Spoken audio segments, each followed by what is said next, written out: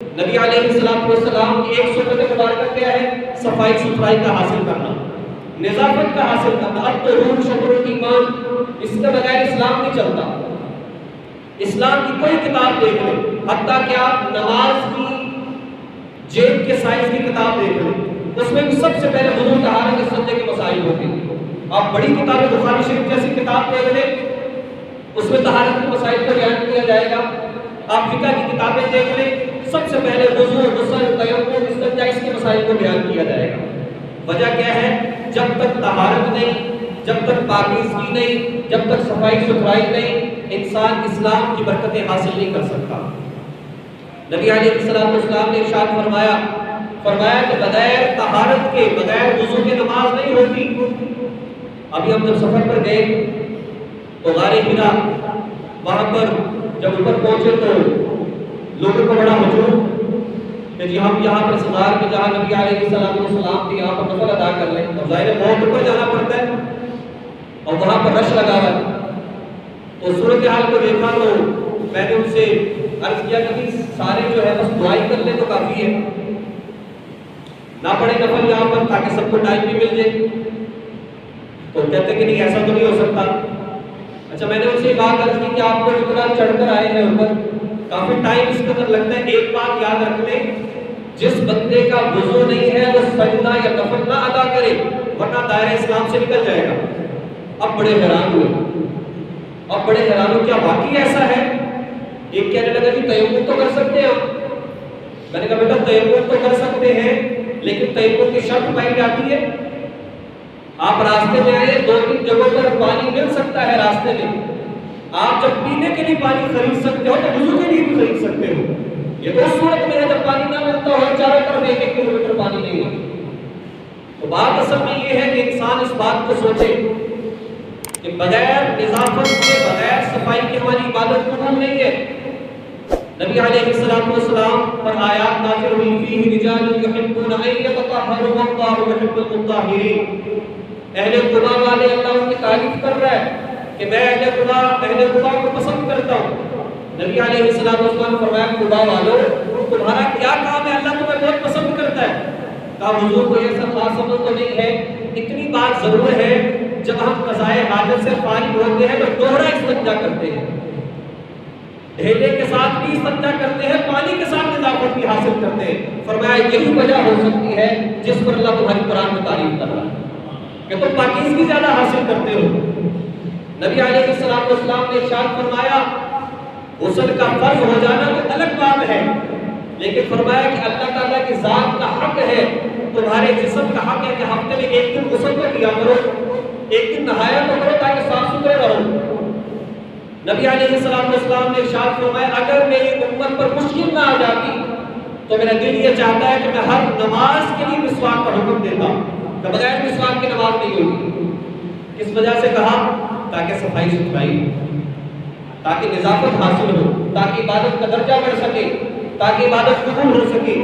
نبی علیہ السلام سے نمازوں میں لیں، آپ تو گھر جاتے تو مسواک کرتے، سونے لگتے تو مسواک کرتے، سو کر اٹھتے تو مسواک کرتے، سفر سے آتے تو مسواک کرتے، اتنا اہتمام کیوں کرتے؟ اور کبھی ایسی چیز استعمال نہیں کرتے تھے جس میں سے بدبو آتی ہو، اور کہا کہ میں ایسی مخلوقات سے بات کرتا ہوں جو سب نہیں کرتے۔ فرشتے تو بہت زیادہ اس چیز کا احساس کرتے ہیں، اس لیے فرمایا کہ مسجد کے اندر آؤ تو مسجد میں آؤ تو صاف ستھرے ہو کر آیا کرو۔ آپ کو پتہ ہونا چاہیے کہ جمعے کی دوسری آذان کا جو آغاز کیا گیا حضرت عثمان غنی رضی اللہ تعالیٰ عنہ کے زمانے میں، اس کی وجہ کیا بنی؟ جب مسجد بہت چھوٹی تھی، بہت چھت نیچی تھی اور بہت چھوٹی سی مسجد تھی، صحابہ کرام جیسی آزاد ہوتی بھاگتے کام کاج چھوڑ کر مسجدوں کے اندر ہوتے، غسل کرنے کا وقت نہ ملتا، ایسی مسجد میں آتے تو پھر بڑی پریشانی ہوتی اس سے۔ تو حضرت عثمان غنی رضی اللہ تعالیٰ عنہ نے فرمایا کہ اب جو ہے وہ آذان ایک پہلے دی جائے گی تاکہ لوگ پہلے اس کے لیے نماز کے لیے تیاری کر لیں، غسل کر لیں اور پھر نماز کے لیے آئیں۔ وجہ کیا تھی؟ تاکہ مسجد کو اور لوگوں کو تکلیف نہ پہنچے، تاکہ فرشتوں کو تکلیف نہ پہنچے، صفائی ستھرائی کی وجہ سے۔ اب چونکہ ایسے معاملات نہیں، ہر ایک کے پاس گھڑی ہے، ہر بندہ اس بات کو دیکھ لیتا ہے، اور چونکہ پہلی آذان کے بعد کاروبار، تجارت، کوئی بھی ایسا کام کرنا جو کہ جمعے کی تیاری کے علاوہ ہے، ناجائز ہے، حرام ہے۔ اس لیے اس حکمت کے پیش نظر ہم آدھا نہیں کرتی لے دیتے، کیونکہ حکم تو یہ ہے کہ ایک سنت سے پہلے دی جائے اور ایک سنت کے بعد دی جائے۔ تو آپ علیہ السلام نے نظافت اور صفائی کا یہ خیال فرمایا، اور اس سے بڑی بات نبی علیہ السلام نے ارشاد فرمایا، اے مسلمانوں اپنے گھروں کو صاف ستھرا رکھا کرو، اپنے گلی محلوں کو صاف ستھرا رکھا کرو، اس لیے کہ یہود و نصارہ اپنے گھروں کو گندا رکھتے ہیں، تو ان کی مشابہت سے بچو۔ یہ یہودیوں کی مشابہت ہے۔ آج ہمارا طریقہ کار بڑا عجیب ہو چکا، گھر کا سارا کوڑا اکٹھا کرتے اور ویسے ہی باہر پھینک دیتے، کوڑا دان جگہ جگہ پر رکھے ہوئے، لیکن نہیں اہتمام کرتے اس چیز کا۔ اتنا نہیں کر سکتے، جہاں سودا صنف لینے کے لیے جاتے، بہت سارے کام جاتے، تو جب باہر بندہ نکل رہا تو پھر کوڑے کا شاور لے آئے، کوڑا باہر میں پھینک دے۔ یہ ہم نہیں کرتے۔ نبی علیہ السلام نے ارشاد فرمایا، دین کے بہت سارے شعبے ہیں، ایک شعبہ یہ ہے کہ تکلیف دہ چیز کا راستے سے دور کر دینا۔ ایک شعبہ یہ ہے جس سے لوگوں کو تکلیف پہنچتی ہو، اس کو دور کر دیا جائے، اس کو ایمان کا شعبہ قرار دیا، دین کا شعبہ قرار دیا، دین کا حصہ قرار دیا۔ اس لیے میرے دوستوں اور بھائیوں، ہمیں ان چیزوں کا اہتمام کرنا چاہیے اور لوگوں کی تکلیف سے اپنے آپ کو بچانا چاہیے، ایذا کا سبب نہ بنے۔ جس دین اسلام اس کی صفائی ستھرائی کو آدھا ایمان قرار دیا جائے، آدھا دین قرار دیا جائے، جس انسان کی عبادت، جس دین کی عبادت بغیر پاکیزگی کے قبول نہ ہو سکتی ہو، ہم وہاں پر گندا رہنا شروع کر دیں، ہم وہاں پر ناپاک رہنا شروع کر دیں، لوگوں کو وضو کرنے کا طریقہ نہیں آتا، لوگوں کو جو ہے غسل کا طریقہ نہیں آتا، بچے ہو چکے، زندگیاں اتنی ہو چکی، یہ نہیں پتا غسل کے فرائض کتنے ہیں۔ یہ سیکھنے کی چیزیں ہیں، یہ کوئی ایسی بات نہیں ہے کہ جو باہر سے آگے کوئی سکھائے گا، یہ تو بنیادی چیزیں ہیں، ہر ایک کو پتا ہونی چاہیے، نہیں پتا تو سیکھنا چاہیے۔ یہ تھوڑا ہے کہ یہ چیزیں ہمیں پتا نہیں ہوگی تو ویسے بخشش ہو جائے گی، ہمیں تو پتا نہیں تھا اس چیز کا۔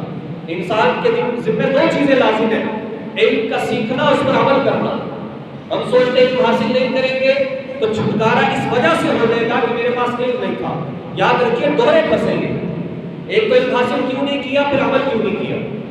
اس لیے علم انسان کے پاس ہو تو ایک نہ ایک ذہن میں ضرور آتا ہے کہ عمل کرنا چاہیے۔ ورنہ بہت سارے لوگوں کو دیکھا ہے پریشان کہ جی بس بہت زیادہ ہم سے مسٹیک ہو گئی، ہم نے قرآن پاک کو پڑھنا نہیں سیکھا۔ آج پڑھنا چاہتے ہیں لیکن وقت نہیں ملتا، آج پڑھنا چاہتے ہیں لیکن زبان نہیں چلتی، زبان پر الفاظ نہیں چڑھتے، سمجھ آ چکی ہے لیکن اب اس پر عمل نہیں ہو سکتا۔ بہرحال ہمیں ان چیزوں کی کوشش کرنی چاہیے۔ اللہ تبارک و تعالی ہمیں ان تمام باتوں کو سمجھ کر عمل کرنے کی توفیق نصیب فرمائے۔